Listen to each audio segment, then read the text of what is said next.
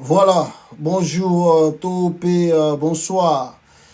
Nabino surtout, beaucoup d'ambition, on a info expliqué, édition spéciale, tous à conseil la bino rangonga, oyo peuple congolais, de partout vous êtes, voyez malamu, nakata chaîne nabiso, oyo, toujours attend tous les jours, il y a qu'au partager l'information d'engezo la biso nakata Congo. Et boyebi ke mboka wana ba surprise ezangaka te tous les jours soki tolali tolamuki awa tozalaka kaka na ba surprise ya ba surprise ya ba surprise ya ba surprise et notamment touti ko apprendre et depuis hier c'est nouvelle ebandaki déjà et nouvelle ezalaki ya nani ya Antoine Tshilombo Félix le président soi-disant réélu Azalina Rwanda. Bon, à part kozala na Rwanda, ba soupçon toyoka ki liboso ezake monsieur Tshilombo akei soki Bahamas. Mais plus les heures avancent, yango moni depuis lobby nalobaki na kosala na no live te pour na to vérifier ba information et to meka ko confirmer oyo tozali koyoka soki yango ezali vraiment ya solo que monsieur Tshilombo azali réellement na Rwanda. Alors tozui moi ba côté mususu oyo eza ko confirmer que Antoine Tshilombo akosi ba congolais que akei Bahamas nzoka akei na ye na Kigali na Rwanda. Vous allez nous aider à bino boza kokota, aimer, partager sur notre Kadia Mpemba oyo bayaka ko signaler l'émission bakoya ko signaler biso na direct toza ko sala awa. Alors tokolobe la paix, la colère de la Kabylie à travers Raymond Tshibanda oyo azalaki ministre des Affaires étrangères na époque à Kabila a s'exprimer surtout na batak na bakisation oyo nyon surtout Fatih Beton azakoloba contre Joseph Kabila. On va en parler et puis tokolobe la mamouké question à premier ministre Judith oyo to éviter ndenge balbaki na biso pa ya moyaya azali kozela bande konangai révélation to Assemblée nationale Vanda pour ye abanda Moussala. Alors rapidement peuple congolais soki tolobi to bandana no na point ezali à l'intérieur du pays nazoko tika kolobate ke toza kolekisa plus ou moins 4 mois lelo gouvernement ezate toyebi pete mukolonini ekozala mise en place pour que babanda ko travailler toyebi pete Assemblée nationale bakosala élection ya bureau quand donc c'est vraiment beaucoup des inquiétudes na ba peuple congolais parce que baza koyeba te tozali wapi toza kokende wapi et nazongi mwa mukie na sima parce que na moni image moko ya premier ministre actuel na Rwanda, premier ministre oyo Félix Anome ya mwasi accompagnaka Denis Nyakeru na Rwanda. Imaginez-vous que Nyakeru a sala ba voyage na habité soki mibale soki misato na Kigali, mais cette dame oyo azali lelo nommé premier ministre abandai ko accompagner déjà Denis Nyakeru. Je vais vous montrer l'image. Alors, soki tolobi to sala analyse vraiment approfondie, tokoki ko retenir une chose que mwana mwasi oyo azali mutu ya sekle ya musika te. Azali mutu oyo azali entourage ya Denis Nyakeru et puis il y a Félix Tshisekedi.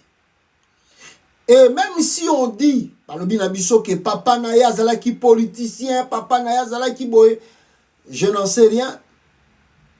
Ce qui te côté mozindo, il y a des informations. Et Zali groupe, il y a Félix Tshisekedi au Bruxelles. Oyo azongi sa na kata Congo, nde bazako travailler na système nabango. Donc en réalité Félix aboyi ko percer comme ma belongi ya sika na système politique pour na ko faire avancer. Et si j'avance encore plus loin, boute koyoka moi ba révélation les cas qui awa que moi na moi si oyo azali mutoyo Aoutei Koïba plus de 200 et quelques millions, je dis bien, millions de dollars, tant Wazalaki ministre et à plan. Et puis ceux qui ont côté Mozindo, vous pouvez retenir que tant Wazalaki ministre et à plan, bilan naezali totalement catastrophique, négatif. Atikali atako avancé na elo comme côté. Mais pourquoi Félix a retenu rien Azalaka ka premier ministre na? Tolobaki na bino yango ya liboso parce que ako servir kozala patin ya liboso pakoti ya mibale Félix a joué parce que azali mutu na bango ya Bruxelles. Donc parmi les gens oyo bazali kobimisa mbongo ya Congo lelo na libanda, mwana mwasi ope azali na kati wana azako figurer na kati ya bato bazako kimisa mbongo ya Congo kokende kotia yango na ba offshore na ba banki ya libanda na ba Dubai na ba Qatar na ba Grèce. Mwasi oyo azali parmi bango. Donc azali lokola na kata circuit fermé ya famille Tshisekedi. Yango wana talatina Félix Aponie azala premier ministre. Je vous montre quand même l'image na ye. Bomona yena Denis Nyakeru na Rwanda s'il vous plaît, na Rwanda. Regardez l'image ya ye wana ndenge bozo monango na kati ya Rwanda. Alors posez-vous des questions. Na époque oyo Judith oyo azalaki na qualité nini na titre nini pour que accompagner disons la première dame na Rwanda na Kigali. Image na yango wana azalaki nani pona amema mwasi ya Félix Tshisekedi na kata Rwanda. Donc peuple congolais, je peux aller encore plus loin pour na kopesa sabino révélation oyo. Le choix ya mwasi oyo comme premier ministre avec la citation nazo ya nango ya développement ya koloba Félix aza na Rwanda nako confirmer bino awa ke le choix de cette dame eutaki na Kigali eutaki na Rwanda. Je répète encore pour la meilleure compréhension. Bino bozo kangai. Na lakisi bino encore image. Bino bozo landanga na TikTok.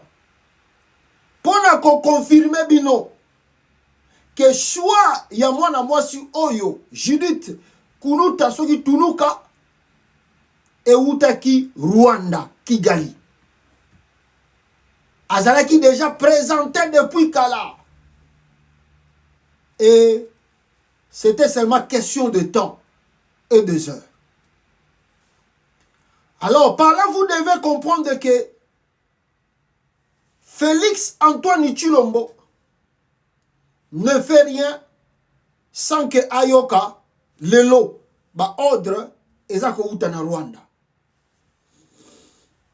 Et je peux vous dire balance ya gouvernement oyo baza kolinga basala oyo bokomona ba ministre ya Banyamulenge bakokota na gouvernement. Bakokota na gouvernement. Et comme la dame azali choix ya Kigali, bomona makambo koleka na kata ya RDC. Le risque ya deuxième mandat à Félix et bandi mabe koleka premier mandat. Na premier mandat, Monsieur Tshilombo qui est un peu limité, surtout na 2 ans, oh Azaraki n'a pas lien, n'a pas PPRD, FCC, Azaraki un peu le sous contrôle. À cette époque, nous avons aussi commis des erreurs. Tangu ba Kalev Moutonde, ba tutu ande ko surveiller ba sorti na ye, ko bima na ye, pona koyeba aza ko contacter banani. Batouana étant que des grands politiciens, ils ont aussi commis des erreurs. Parce qu'il fallait qu'il va arrêter depuis l'époque où on a, mais Batiki là qui est temps. Félix a pris des contacts, surtout dans la communauté dite Banyamulenge. Aujourd'hui, Azana dette na bango. Je peux vous garantir ici, Mikoleza Koya, vous risquez que Bomona Mwanga Chouchou Kobima na prison.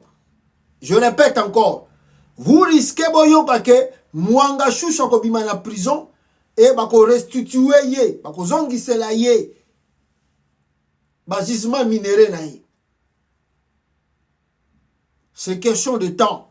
Félix Azouaki Angopo asala azombonga ko sala campagne électorale. Awa campagne Cécile, makambute comme clair et que azongi na direction à Kigali, vous verrez la suite des choses. Ndenge yango ekosala manakata RDC.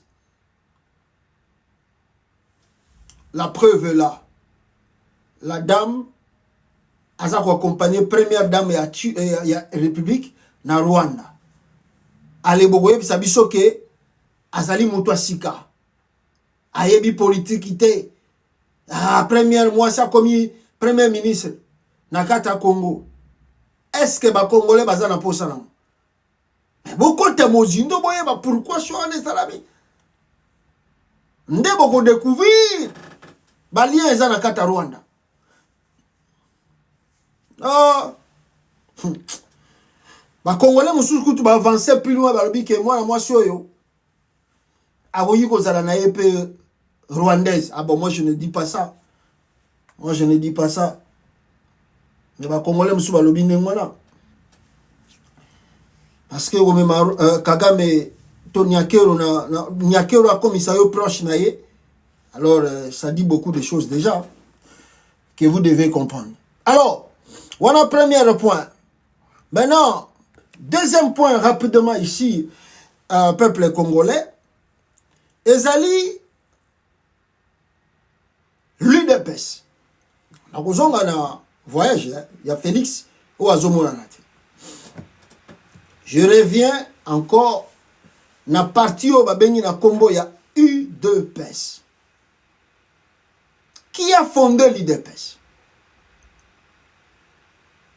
Banani ba créé UDPS. Banani bazalaki ba, comment je peux dire, donateur. Il y a UDPS. Ezali ba démocrate. Écoutez l'analyse d'aujourd'hui, peuple congolais, je me mieux que vous prêtez vraiment attention, Makassi. Prêtez vraiment attention na directeur. C'est très important l'information to so bimisa. C'est très important pour na boyeba et si ka tomboka na biso ezali lelo. Ba démocrate américain bango ba fonda UDPS. Je répète encore, ba démocrate américain bangonde ba fonda UDPS. C'était pour créer une sorte de l'opposition, soi-disant opposition contre le maréchal Mobutu, mais ezalaki na ba plan pour na Kigali lisusu na kati. IDPS ezalaki financé, orienté, préparé par les démocrates Yamboka Oyo. Alors, vous allez comprendre que na idéologie na bango, il y a des démocrates, IDPS ezalaki sous forme eloko moko, jamais bakoki kozwa pouvoir, jamais bakoki kozwa pouvoir na Congo. Donc basalaki yango juste pour équilibrer oyo wanda kosala na maréchal Mobutu.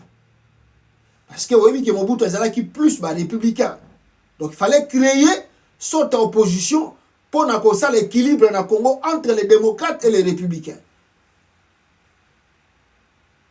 Sur ce, ba largué, bato ba monaki un peu colérique avec Mobutu, ba largué ba monaka ta balabala. Mais tant que bateau bazali soutenu, financé par les démocrates, ils étaient aussi protégés par eux.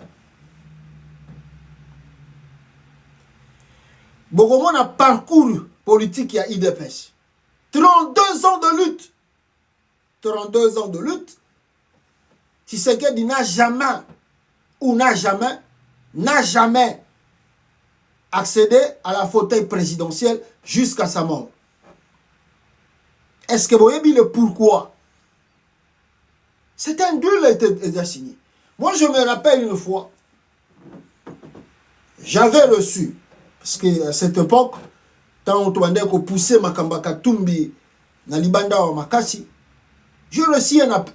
Quand on Katumbi a sali rencontre na papa Tshisekedi na Bruxelles.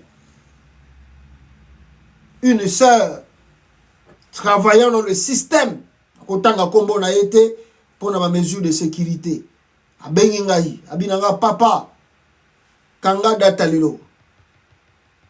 Retiens la date d'aujourd'hui. Katumbi a comme sous-présidente. Wana, avant l'élection 2018, Salama. Alors, Binangaï, Katumbi a comme président ya Congo T. Moi, je me suis dit, pourquoi? On dit, le fait qu'Akakuta ait été Tshisekedi, c'est fini pour Katumbi. Il faut oublier la présidence pour Katumbi. Soki Katumbi a tiré Yemoko et a foncé, il pouvait avoir le pouvoir. Mais le fait que ait Vioana, Bobo Sana, Katumbi a comme présidente. Je minimisais cela. Je boudais cela. Dans le bitalabino, Congolais, Bozala, Boy. Etienne Tshisekedi pilier la démocratie à Congo. Un homme, oyo avandisi makambutu, comment yoko lobake, loko la Katumbi akutena Tshisekedi abosa na pouvoir. Abizela, Europe sanga y raison. Ata lelo boyi makamnazo bisayo, Europe sanga raison. Vous avez vu le retour de Tshisekedi au Congo? Qu'est-ce qui s'est passé? Et les gars, pourquoi? C'est un système démocrate. Système démocrate. J'avance plus loin. J'avance plus loin. Regardez le contour de la RDC. Banani, bazwa ki pouvoir na Rwanda. Même si Mobutu avait aidé Museveni.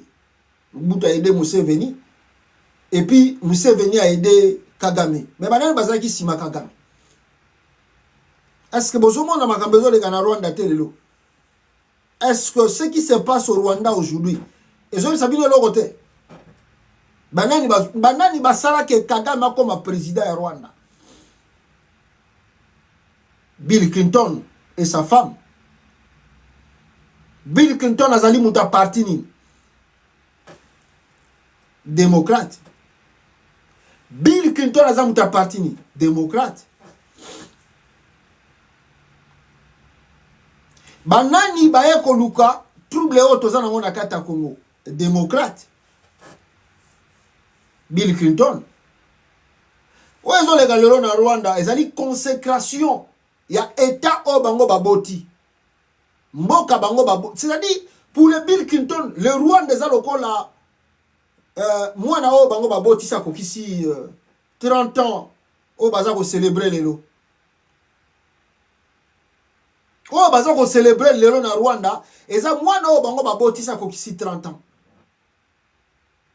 Oh bozo mona anezoli kana Kigali. Yango moni présence na ye, fallait que zala. Ce sont de même démocrates, bah quand télévision na Congo, bah déstabiliser mboka wana complètement. Mais pour que les démocrates bah kota na Congo, bah ils bah utiliser yinani. Bah allié na bango, oh baza na kata RDC. Bah allié ba démocrates za banani. IDPS allié ba démocrates ezali ba IDPS. Voilà le pourquoi nous surtout na kata mboka ebebaki à travers ou à partir de Etienne Tshisekedi wa Mulumba. Marche, protestation, ville morte, marche, protestation, ville morte, marche, protestation, ville morte. C'était qui? C'était l'UDPS. Non pour avoir le pouvoir. Non, Tshisekedi était limité à Kokomaka président ya RDCT. Ayebaki yango yemoko pe bien. Bango groupe na bango ezala qui a pression contre Mobutu. Et pour déstabiliser le régime Mobutu, afin que va permettre na régime ya AFDEL et Kota Congo, ils ont utilisé l'UDPS. Marche, protestation, soulèvement, tout ça, c'était l'UDPS. Et regardez le combat de Tshisekedi avec Mobutu. C'est qui combat pour conquérir le pouvoir, déstabiliser le régime de l'intérieur, peuple abayeye, comme ça te permettre AFDEL et Kota. Nakata RDC. Oh! Est-ce que, boyebi que Etienne Tshisekedi avait consolé déjà dans Laurent Désiré Kabila, na Tanzanie, avant l'arrivée de l'AFDEL au Congo, Tshisekedi envoyait déjà une délégation. Il y a des membres, il y a parti de IDPS na Tanzanie. Baki no kokuta na Etienne na Laurent Désiré Kabila. Est-ce que vous voyez bien?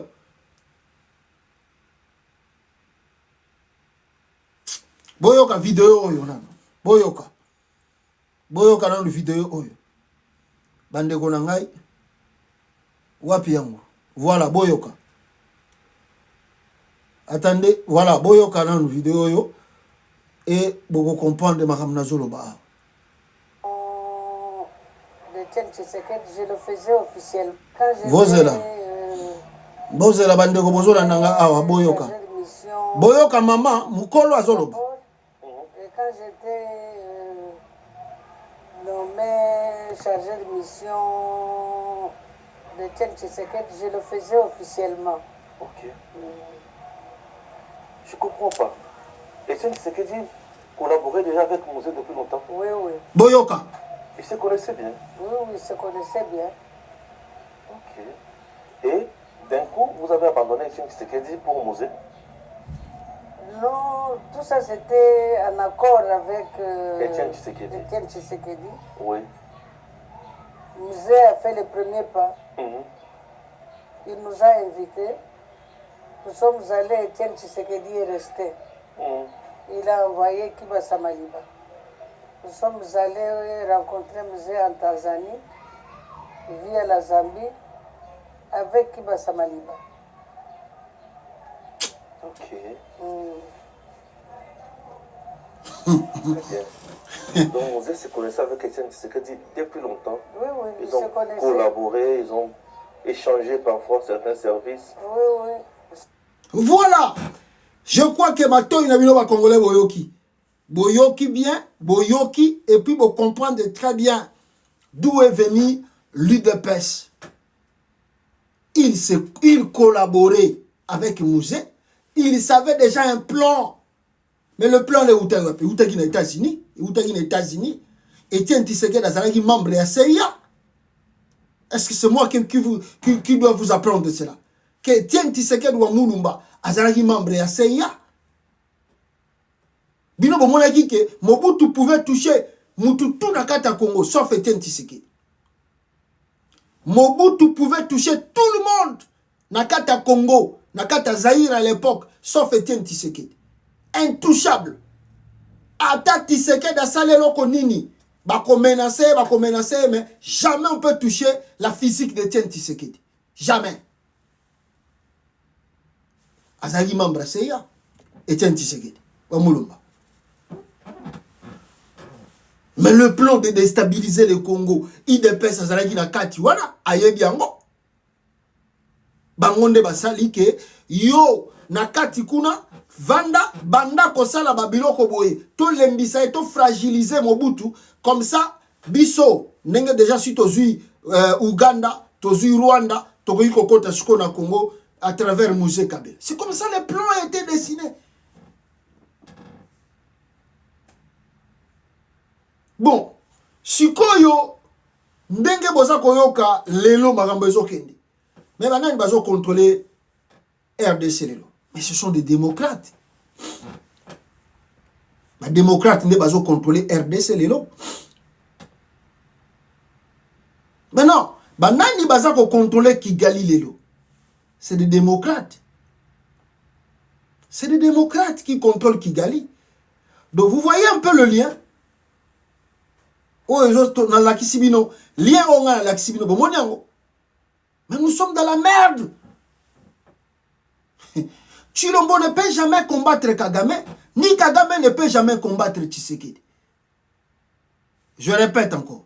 Chilombo, Félix, ne peut jamais combattre Kagame, ni Kagame ne peut combattre Félix Tshisekedi. Ce sont des alliés, même partenaires. Même partenaires.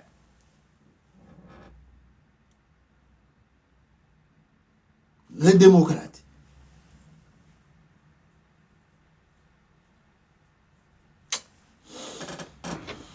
Ah, Congo, ça passe, bande konangai, tant que nous avons batouti lelo, bisonos tozo fongola misute, on se pose multiples questions, mais alors on y les autres les RDC pour que to vivre dans le temps où tozo vivre, qu'est-ce qui se passe au Congo, tozo comprendre d'été.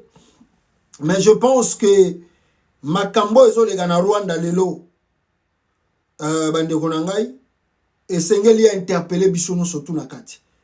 Et sengeli bisono surtout to mona musika, soki to moni musika te, on risque de pleurer. Namboka wana kaka na baje ya Félix Antoine Tshisekedi. Maintenant, avant na kota mozindo ya Makambo na koloba awa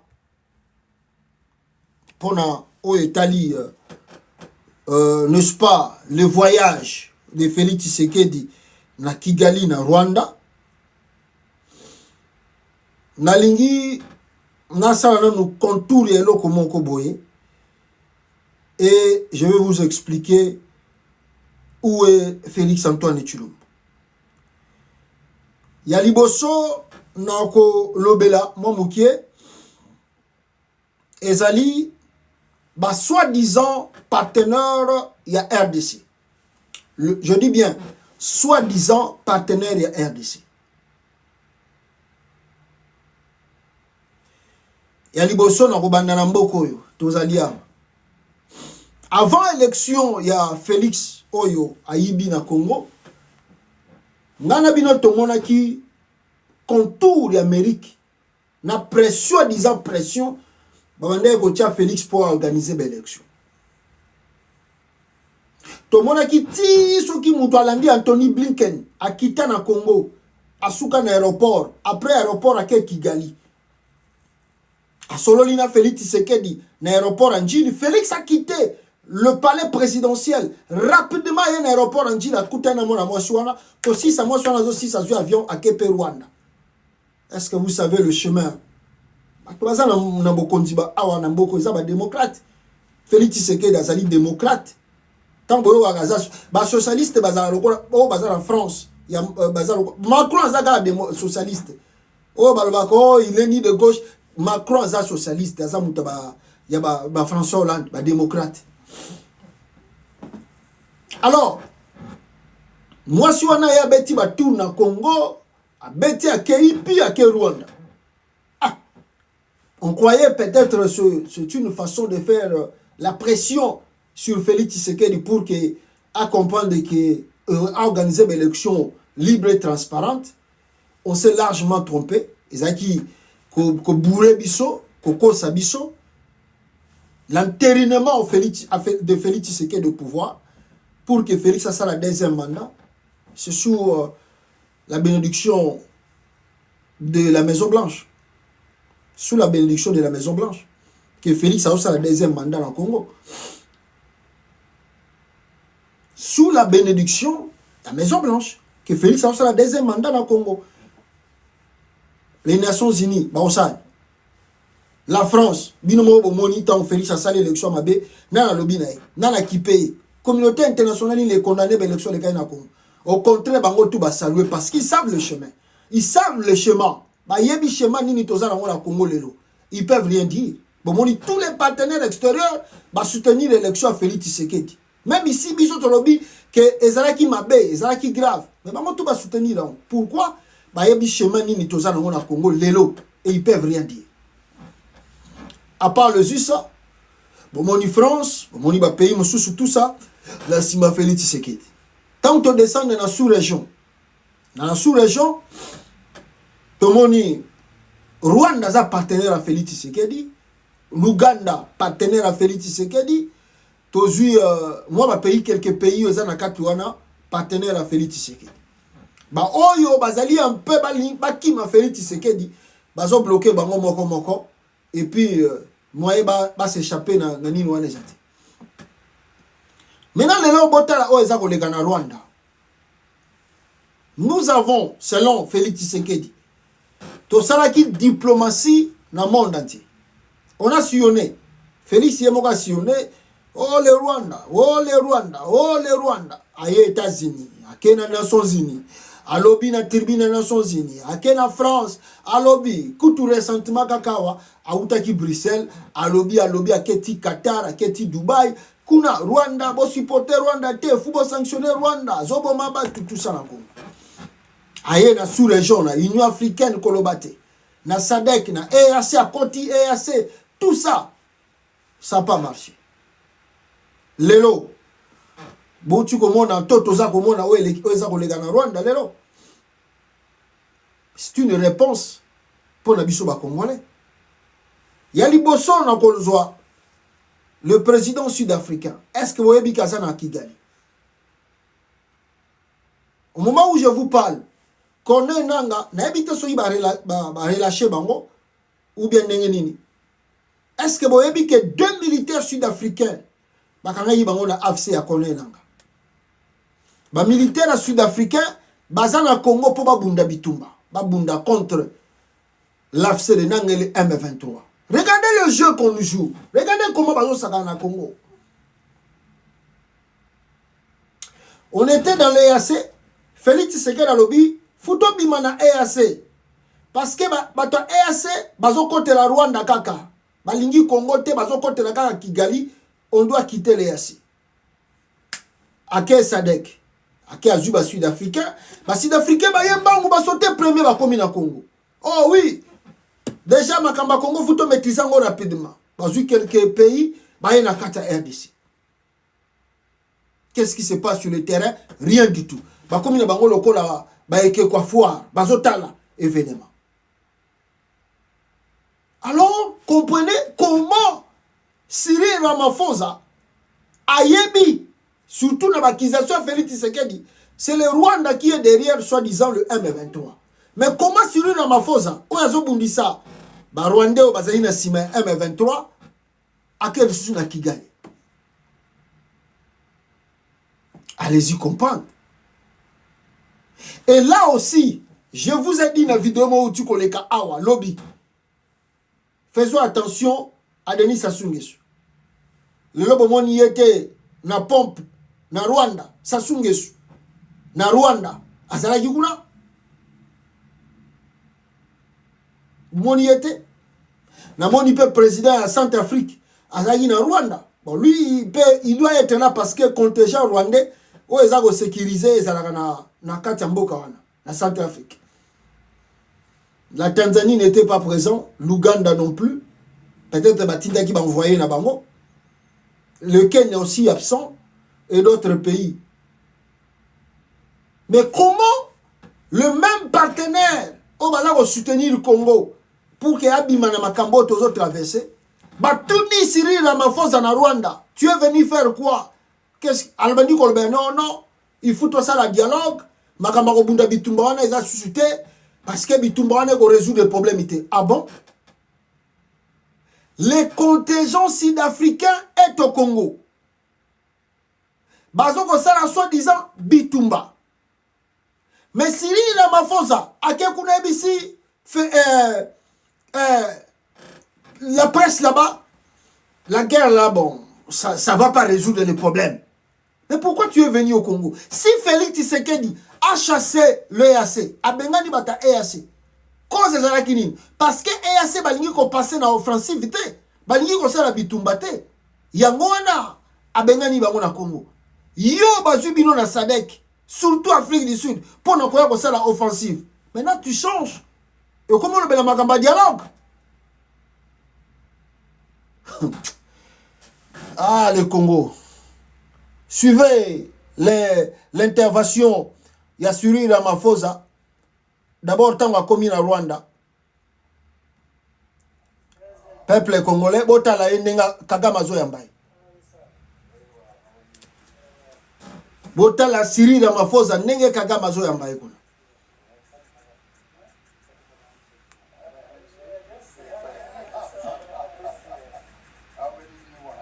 Azo Seganaye, partenaire à Félix Tshisekedi.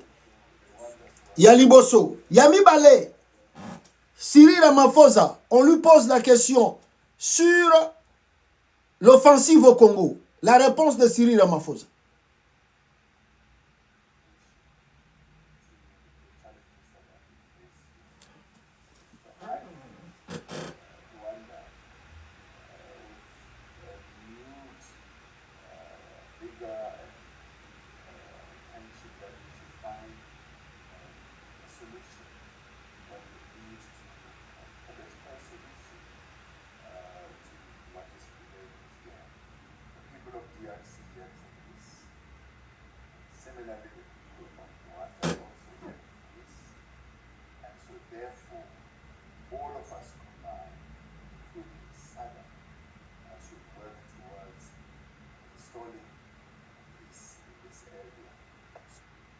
Voilà.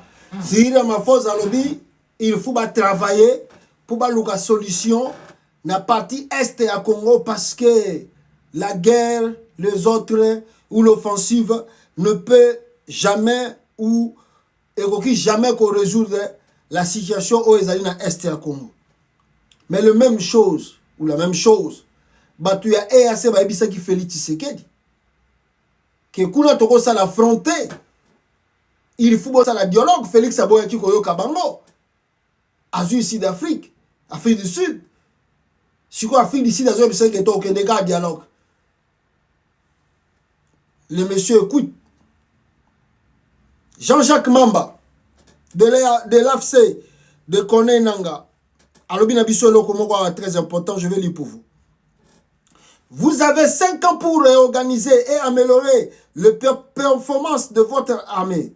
Vous sachez dans des voyages, vous séchez dans des voyages inutiles et sous-traiter la défense en la confiant aux mains des armées étrangères et des milices dont le FDLR.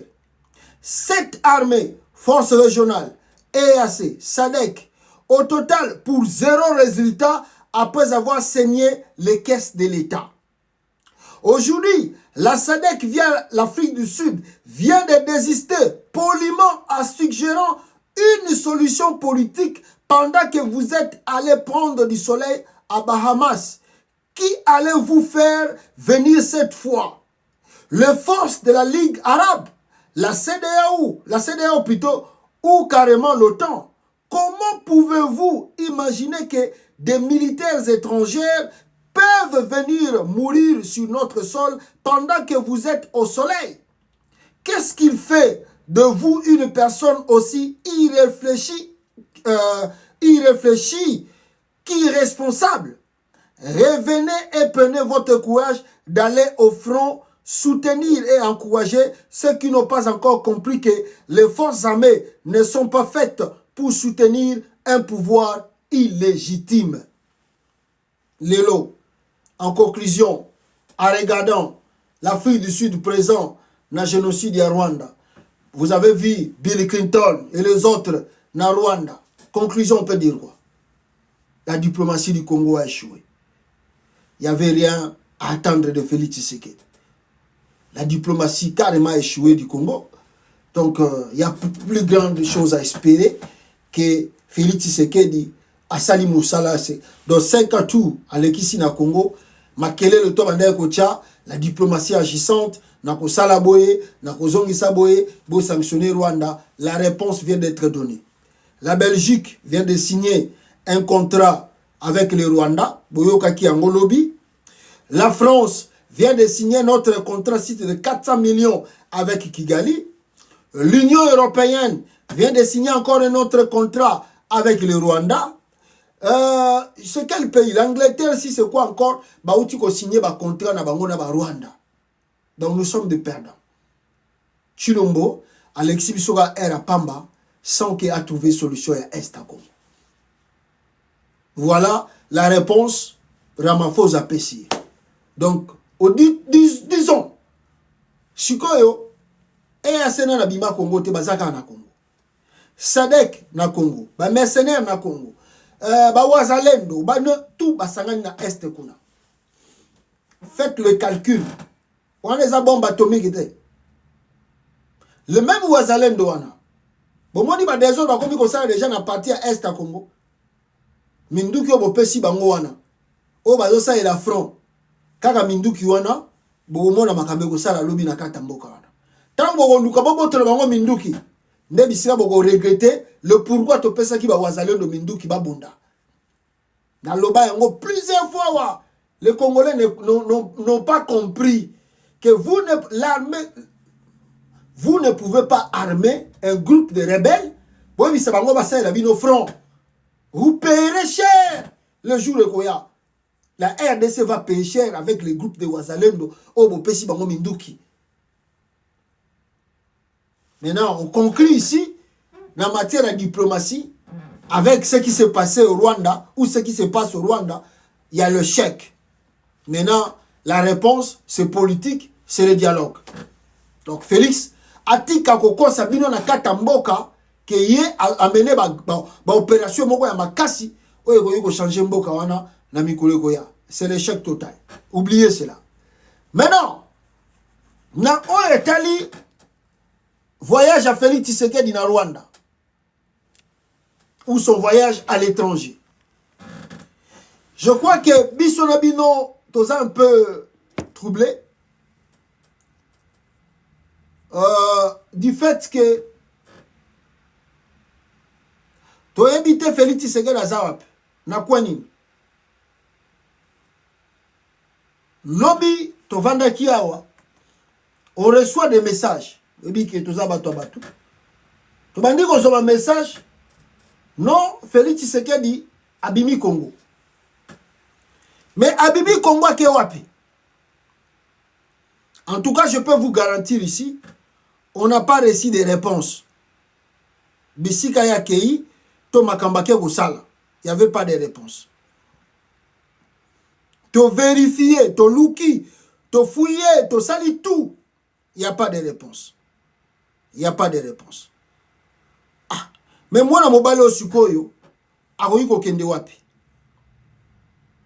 D'ailleurs, avant le kawana, na linga ina précisé bino, bon, on a précisé en temps suka que la rébellion, il y a M23, bah, comme il permet, bah, ni baboto la Goma, et à 20 km. Je vais vous montrer cela. Moi, na mobile yo, azali réellement wapi? Félix Tshisekedi. Est-ce que les informations au Tozagozoa, bah, yebisibiso que Félix Ake, Bahamas, est vrai? Est-ce ben, information tozui Félix Tshisekedi accueilli peuple congolais na Paris parce qu'il y a eu des informations bimela kibiso du Susuke monsieur Antoine Chilombo à Kendaki en France. Est-ce que c'est vrai que Félix Tshisekedi se rendit en France? Je peux vous montrer ça, mais malheureusement, na partie à TikTok, vous n'allez pas voir cela. Désolé.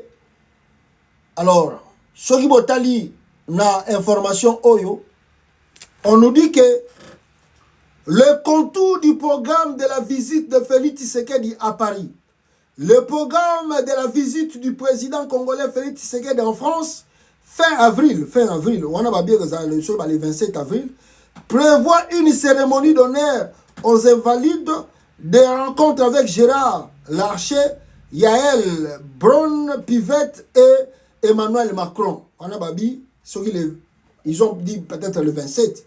De éviter Nenga Bimi Boye, l'autre aux Anabino le 9, celui Félix Tshisekedi à Rozonga, non le 8, hein? L'autre aux le 8, de éviter ceux qui Félix Tshisekedi à Rozonga Congo, le 20, après le 27, Nenga Bimi voyage général. Alors, Wana Leki, mais information sur ce Goya, est-ce que Félix Tshisekedi a quitté le Congo et puis a signalé à qui? Parce qu'un chef de l'État ne peut pas voyager dans le pays sans que Ayebi Sabino Nzelanino Yakei. C'est le président quand même d'un pays. Il ne peut pas faire un voyage à l'étranger sans que son administration et Yeba, où se trouve le président. Comment? Imaginez-vous, peuple congolais, dans un pays très sérieux, aujourd'hui, le pays dans son ensemble va habiter chef de l'État arabe. C'est un abandon d'un père de famille. Oh, ya tiki mwasi na bana nandaku. Akenda na ye na kwen moko boye. Boye bite bisika papa zali. Et lo gazo sala. Un bon père de famille. Jamais ako bimananda kuna ye. Sans que mwasi na ye ba. Azawapi. Soy moi ça yebi que bana pe ba koyeba ke papa la biso azana coin boy. Le chef de l'État aza papa ya famille. A kende vacances. A kende voyage. A kende soka ko kende wapi. Le chef ne peut jamais quitter le pays sans avoir informé. Sans avoir dit là où il se trouve. Trouvez-vous cela normal? Ce qui yo mwana mwasi ozala nanga awa. Oza mama yandako osali boye journée mobimba oyebite bisika mobali no azali est-ce que ozana benketudu te ozana ko ima te aza wapi azuli kambu azuli problème azobela asali accident qu'est-ce qui se passe? Donc une journée pamba au moni que mobali azo réagir te lelo ndenge to kominga ba technologie o meki ko zo téléphone o benga zo yamba te tout ça o koma déjà inquiète bisika ozali. Inquiétude de Rotonda yo. C'est comme le président. C'est comme le président de la République. A coquille jamais qu'on ça le déplacement dans Libanda Mboka sans que la nation ait yeba où se trouve le chef de l'État. Abimaki depuis le samedi, non, depuis dimanche plutôt, il a quitté le pays. Destination côté walobi ba Hamas, côté musuto komi koyoka ezali Kigali. Mais première défaut à liboso ezali le président azali introuvable et c'est très dangereux. Ah, Congo est bien, la RDC est bien, dans d'autres cieux. Président Bimina Mzela Boyebi azate bisika mboka tu bisika toi qui azate. Et puis, Moutazaki a cause pouvoir dans le Congo. Il n'y a pas un militaire, un courageux qui peut prendre le pouvoir. Même pas faire un coup d'État. Pour y président. Donc, il n'y a pas un courageux pour avoir son pouvoir. C'est pas un coup de... On ne peut même pas parler d'un coup d'État. Le président lui-même est démissionnaire de ses fonctions. Le président lui-même a démissionnaire dans le poste naïe. A tiki poste naïe vide. Et ça, c'est un mouton remplacé par la mort dans poste. Parce que Mboka Kotika la vidité, même pas 5 minutes. Mboka Kotika la vidité, même pas 5 minutes à Pamba. C'est beaucoup. Il n'y a pas un courageux au Congo pour pouvoir. Parce que c'est la Félix Sourakewapi, après ça signale, et puis à Zonga, Fati Béton. Ah, à la Kissi Bango, à Bungika, à satellite, à l'objet de l'autre côté. Même dans DGM, immigration Congo, bah, y habite président Zahab. Voyage n'est que wap. Si vous avez dit que Kabila a quitté le Congo sans donner les directions, Bissika accueilli, c'était très dangereux. Abandé comme ça, la complot contre Mboka. Mais votre président, en fonction, Kabila même n'est plus en fonction. Abimi Congo, à l'obité, Bossali Makelele, a commis rebelle, a soutenu rébellion. Bongo président Oyo, a un exercice. Abimi Namboka, sans que ce soit Kei. Ce n'est pas plus grave que Kabila. Pourquoi vous avez dit Makelele était? Bataille d'épaisse. Bataille liban, fatigant. Mais, et là, vous avez dit Makelele Yangoyo. Président Abimi Namboka sans Salassine. Vous avez dit Makelele. Il n'y a pas vraiment encouragé pour abattre le pouvoir au RDC.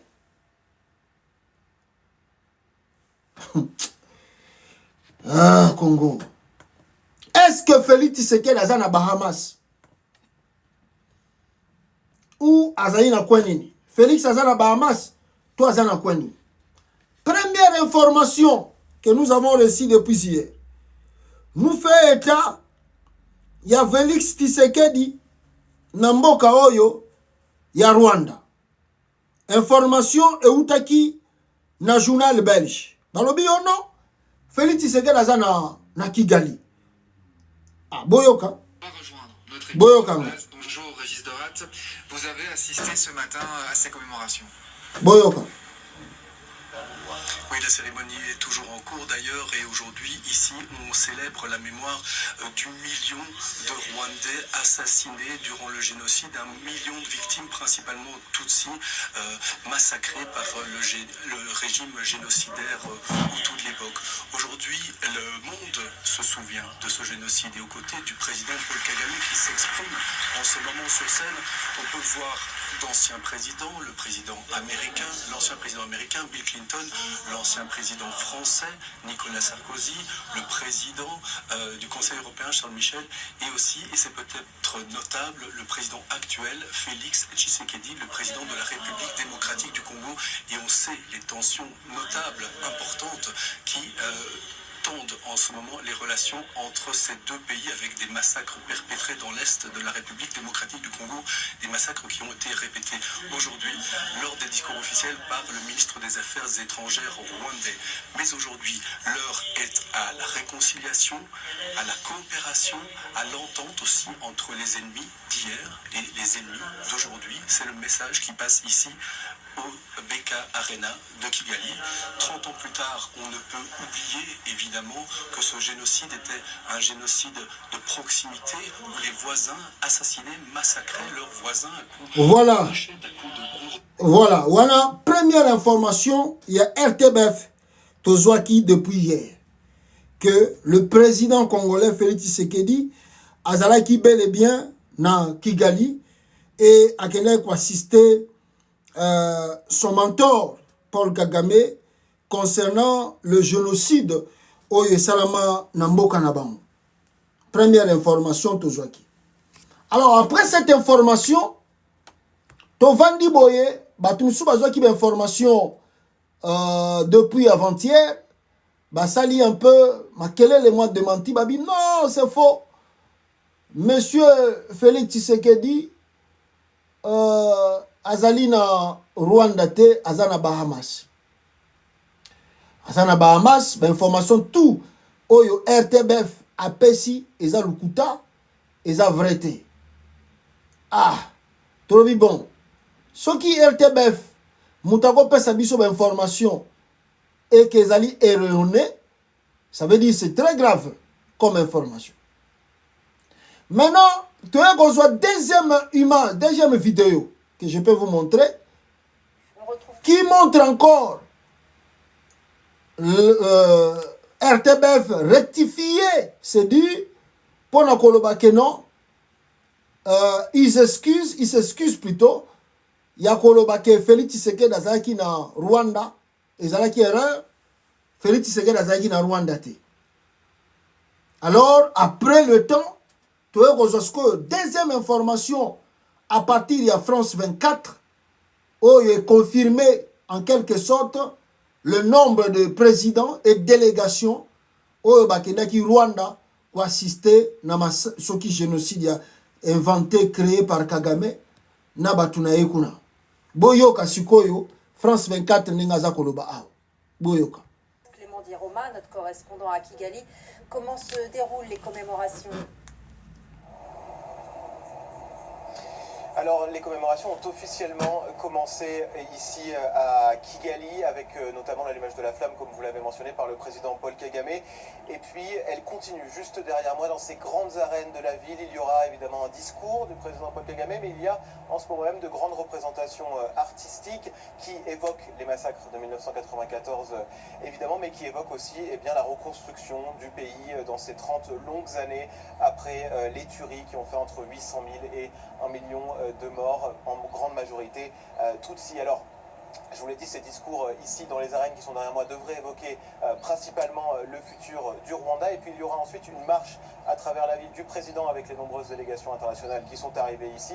Et enfin, une veillée nocturne pour rendre hommage aux très nombreuses victimes. Où en est le Rwanda aujourd'hui dans ses relations avec ses voisins africains et avec les pays européens dont la France? Alors aujourd'hui c'est un peu particulier parce que ces commémorations se sont en fait transformées en un grand sommet diplomatique. Il y a une douzaine de chefs d'État et de nombreuses délégations qui sont arrivées. Et bien pour les relations avec les pays africains, le Rwanda aujourd'hui accueille le président sud-africain Cyril Ramaphosa alors que les relations étaient très tendues. Vous voyez donc cet événement sert de prétexte à Kigali pour tisser de nouveaux liens et aux présidents africains, ils sont nombreux à avoir répondu à l'appel pour montrer qu'ils sont prêts, qu'ils sont ouverts au Rwanda et à sa diplomatie. Évidemment, il y a deux grands absents, le président congolais, Félix Tshisekedi, et le président burundais, Evariste Ndayishimiye, puisque le Rwanda est en froid avec ces deux pays qui sont pourtant des pays voisins. Il est en froid sous fond de tensions avec la guerre du Kivu dans le nord Kivu en ce moment même. Pour ce qui est des relations notamment avec la France, le ministre des Affaires étrangères Stéphane Séjourné est ici et sa présence marque une nouvelle étape dans la coopération avec la France puisque Paris a déjà engagé environ 500 millions d'euros ici au Rwanda ces dernières années. 500 millions d'euros. A annoncé hier, juste avant ces 30 ans du génocide, que la France allait investir encore 400 millions. 400 millions encore France à le Rwanda dans son développement, après le génocide contre Congo. Merci beaucoup Clément Diroma en direct de Kigali.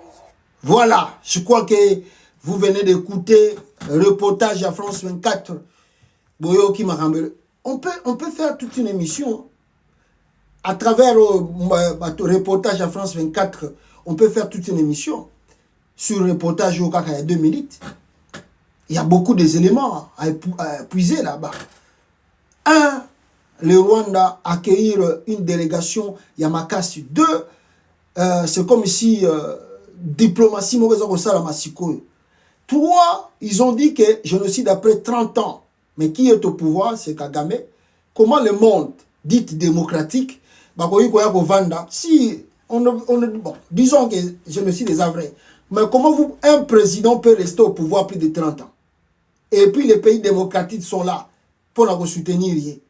Pour nous non, nous venons déplorer ce qui s'est passé il y a cela 30 ans. Mais il y a cela 30 ans, est-ce que ce pays-là, c'est démocratique? Il y a cela 30 ans, qui est encore au pouvoir? Il y a cela 30 ans, où sont les Hutus? Où sont les Hutus au pouvoir? Donc vous voyez, en matière de la démocratie, on peut tirer beaucoup de leçons à travers les lois de Salamana Kigali. Il y a cela 30 ans, la France dit, quelques années, si déjà Rwanda 500 millions, va signer sous contrat 400 millions. Il y a cela 30 ans, Bill Clinton descend au Rwanda en personne. Il y a un qui visite les militaires américains na Mbokoyo, na Washington. Et Bill Clinton est venu avec l'avion présidentiel.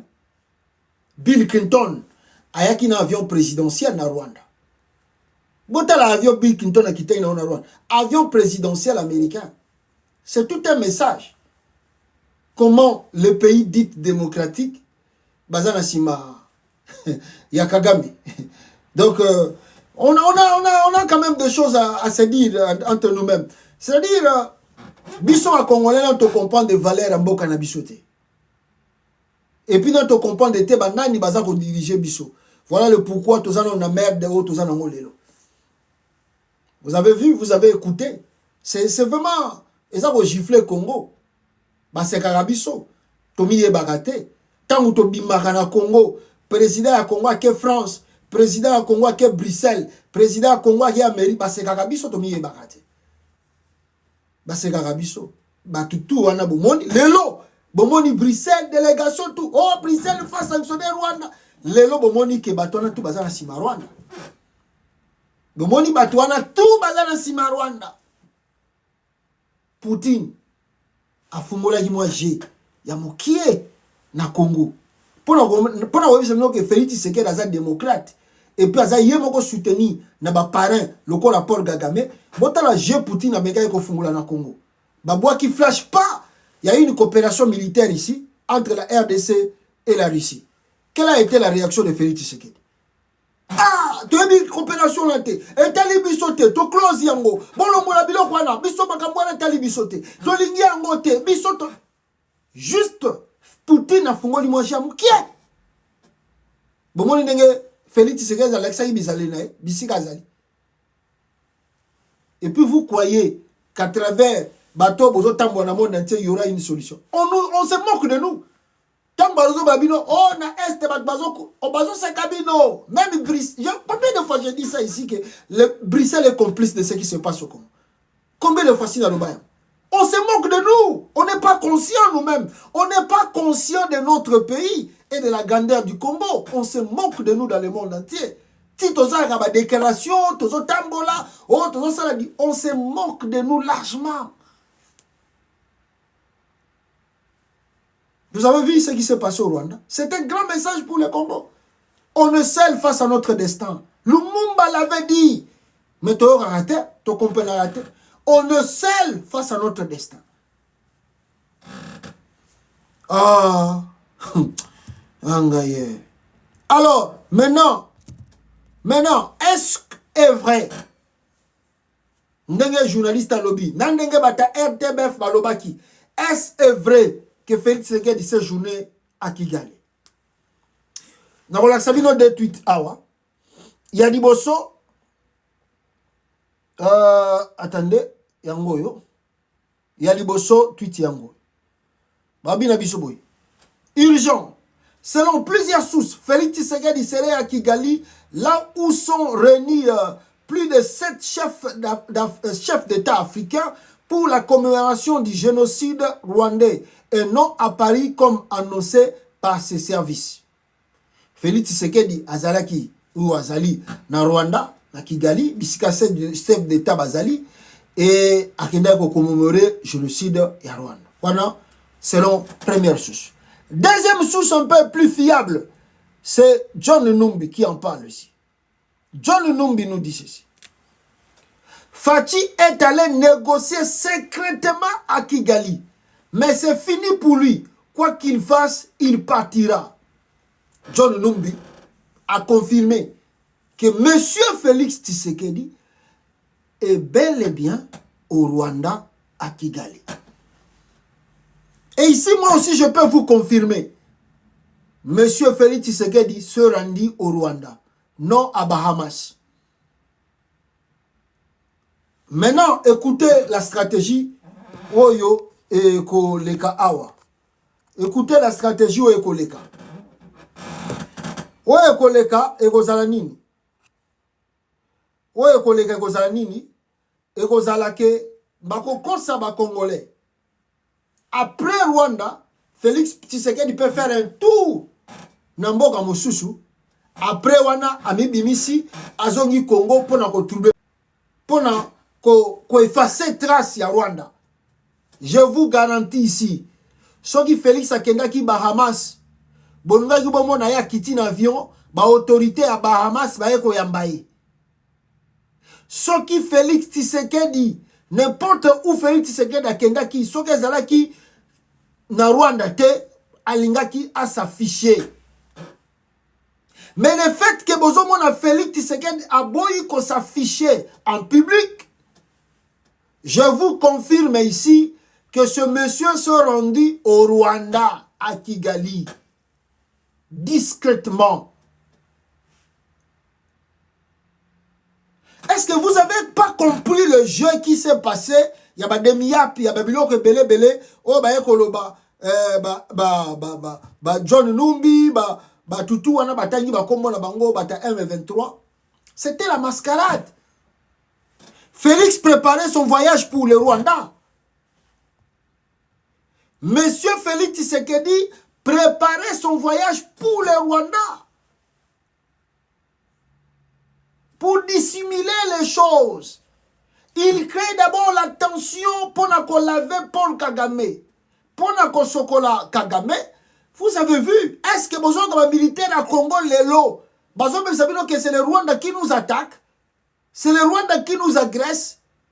Mais la question du Rwanda, et si il y a des militaires congolais, il y a des généraux à Kivu, na Kinshasa, tina kata de miap. On nous sort un assistant de Corneille Nanga là-bas, et on dit, c'est Joseph Kabila qui a contacté des militaires et des pays pour n'avoir soutenir. Non, le Rwanda. Kabila contacté Rwanda. Kabila contacté pays boyete. Corneille Nanga, azali susu aliaba yaba Rwandais te. Et comme Makambuya, Joseph Kabila. Joseph Kabila, Prof Kabamba, Claude Lubaya, Joseph Olengankoy, Bangonde Bangi ba déstabiliser Mbokaoui. C'était un piège, c'était un jeu, la mascarade.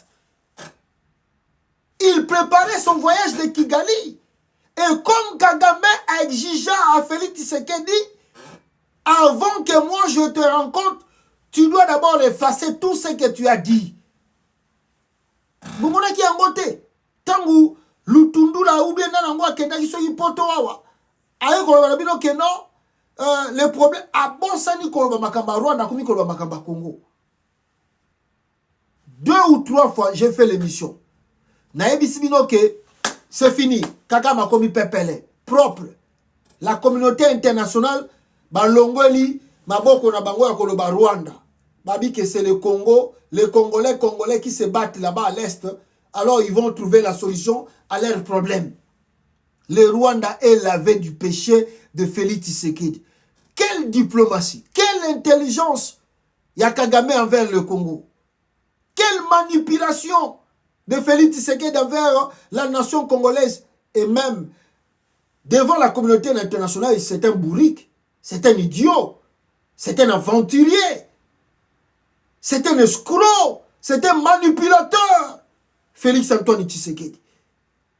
Il a escroqué les Congolais. Il a manipulé les Congolais.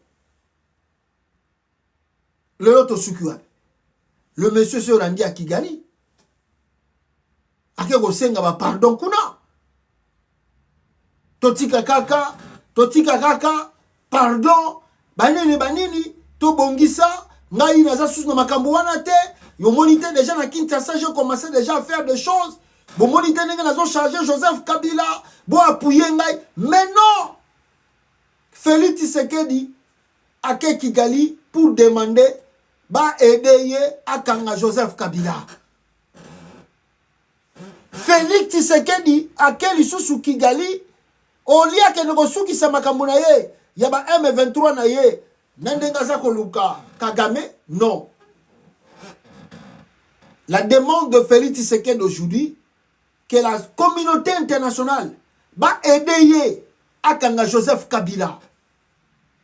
Voilà ce qu'il est parti demander à Kigali là-bas. Aidez-moi, si je ne suis pas en paix, je ne pense pas que c'est le Rwanda, c'est Joseph Kabila qui est derrière. Aidez-moi à arrêter Kabila. Aidez-moi à arrêter Kabila. Le Rwanda, c'est les démocrates. Lui, c'est un démocrate. Ceux qui sont au pouvoir aujourd'hui, c'est les démocrates. Qu'est-ce qui va se passer? Rien du tout. Magamba Congo ko bouger. Retenez ce que je vous dis. Les choses du Congo ko bouger, ceux qui ba républicains bazongi na pouvoir na mboko.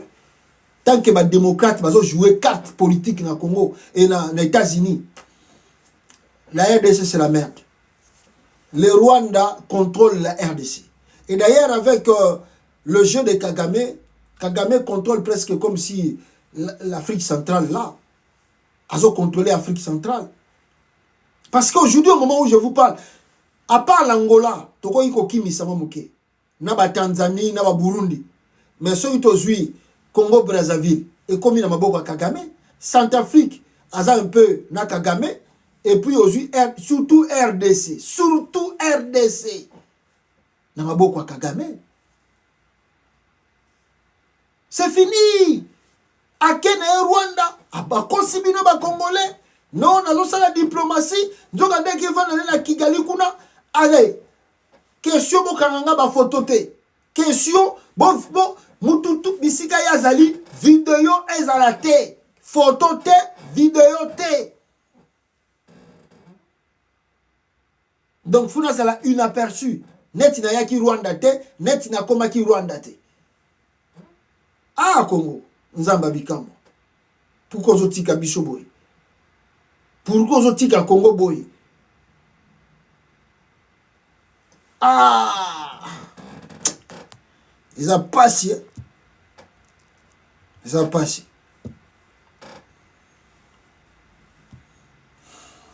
qu'on a une langue avance rapidement ici qu'on a une langue avance yé mutaloba biloba loba waboyo katanda biloba loba nae oya lobaka contre Rwanda peuple congolais boyo kana no Félix Tshisekedi avant na loba 2 points moko. Monsieur Félix Antoine Tshisekedi Tshilombo, bonsoir. Aventurier. Bueno, première question, qu'est-ce que vous pensez avoir pu accomplir? Mais wana tuna nzambe juger honnête nzambe te to juger au kana oyo kaniko ça to juger par rapport à promesse au sala ki tango kotaki na pouvoir. Donc j'ai l'impression que bozalaka patient na ba régime mwana o le kaka bozaka o loba rien pour bazako mvuke bino donc ngande bomoni yo ngana kutaki nini et le remonte mais on doit qui se plaindre mingi. Non attention na se plaindre il faut pas dire ça. Vous avez promis justement de lutter contre la corruption et de lutter contre les détournements, mais ça s'est fait que votre mandat le premier quinquennat a été caractérisé par de nombreuses fraudes qui ont été $.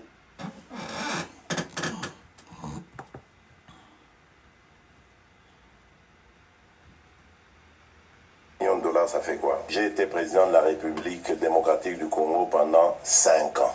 Mais prouvez que j'ai volé. Et il n'y a pas de preuve. Et je vous dis qu'on peut aller encore plus loin, très loin. Très loin. Vous m'accusez d'avoir fait quelque chose. Si vous n'arrivez pas à le prouver, ça veut dire que je suis innocent. Interpellé pour la $, et la conjoncture, mais puis surtout souffrir dans l'opposition, ça a biso passé. Oui, c'est un faute n'angate. Pourquoi $, les okitat? Même gars, les autres n'sanga. Mbongo yaram et kenda wapi.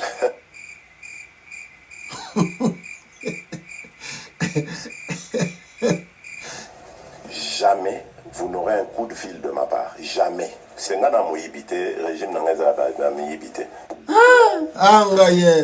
Anga Félix.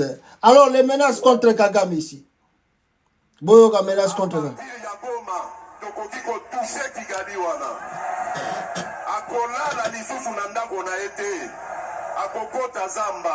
Ah.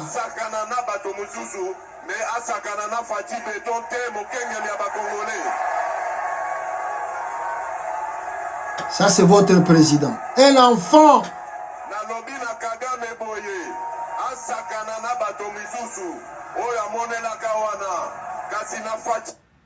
Ah, un enfant. Le loto sukuap. Yewana keko fuka mana Kigali. Akeko senga ba pardon. Pitié pe mawa. Alors, qu'on ait une avance, peuple congolais, on nous signale leur présence tout près de Goma, à 20 km de Goma. Qu'on ait une langue à 20 km de Goma. La rébellion du M23 a atteint la périphérie nord de Sake à une vingtaine de kilomètres à l'ouest de Goma. Précise la mission onusienne qui ajoute que d'autres éléments armés ont été repérés dans le parc national de Virunga et menacent de couper la route Goma, selon AFP. Donc, 20 km, Bananga Bazouzo Goma. Ça reste que 20 km. Donc, si on dit 20 km, la rebelle va commettre 20 km. C'est question de jours. Donc, pas des jours ou des heures. 20 km. 20 km. Donc, c'est-à-dire, Bazana Goma. Nanga est à Goma. Nanga est à Goma. L'AFC de Nanga tiré M23 Bazana déjà à Goma. Donc, dans quelques heures ou quelques... Bon, on a Goma Kouina. Bon, voilà, ça va gérer na démocrate, total à ce que vous et de l'autre côté, la Kabylie, à travers Raymond Chibanda, va protester, va lobby, va ebisi Félix Tshisekedi tala, tika ba aventure ya makambo na yo naza kokosa, o lingi kocha Joseph Kabila na kati. Kabila ne pour rien, yonde mutomemaki ba rebelle ya M23 na kati ya capitale, logé, nourri, assisté par le trésor public pendant 14 mois. Alors Lelo, tu as échoué, tu commences à dire Joseph Kabila a qui soutenir M23. Tu dois plutôt avoir un peu minimum du respect envers ce monsieur qui t'a donné le pouvoir. Raymond Chibandalobi, diplomatie, il y a Bouzoba et Pola, au sali dans le monde entier. Lelo et la Kissi est confirmé échec nabino total. Alors, vous voulez accuser les autres. Lui, c'est lui, c'est lui, c'est lui, c'est lui. Alors, ayez un peu du respect dans mon tapé, ça vient au pouvoir. Beaucoup de bêtises. Donc, je peux vous garantir ici, Makambutu et Outaï Kolekana de Miap, et Zalaki, aventure pure et simple de Félix Tshisekedi, pour n'avoir voyage, il y a Rwanda. Alors, il fallait dire au monde entier, ce n'est plus Kagame qui attaque le Congo, c'est Joseph Kabila. Et les alliés de Kabila, c'est qui? Chez Joseph Olengankoy, Claudel Lubaya, Prof Kabamba, et puis Adam Chouale, Corneille Nanga, Bangonde Bazo menacé stabilité à Congo. Ce sont des démocrates. Quand vous cherchez la paix, même système, le monde entier, ça pour diriger Mboka Nabiso, il n'y aura pas la paix. Vous croyez que si le Mali commence à récupérer des territoires, vous croyez que si le Mali était toujours derrière la France, mais les Maliens vont récupérer Kidal, ça faisait combien d'années que les Maliens avaient perdu Kidal? Ça faisait combien d'années? Combien d'années que le Mali avait perdu de territoire? Mais tant que Bassali basculement, il a changé de partenaire. Vous ne voyez pas l'offensive de l'armée malienne sur le front? Au Burkina Faso, tant que Bazalaïka derrière la France, des attaques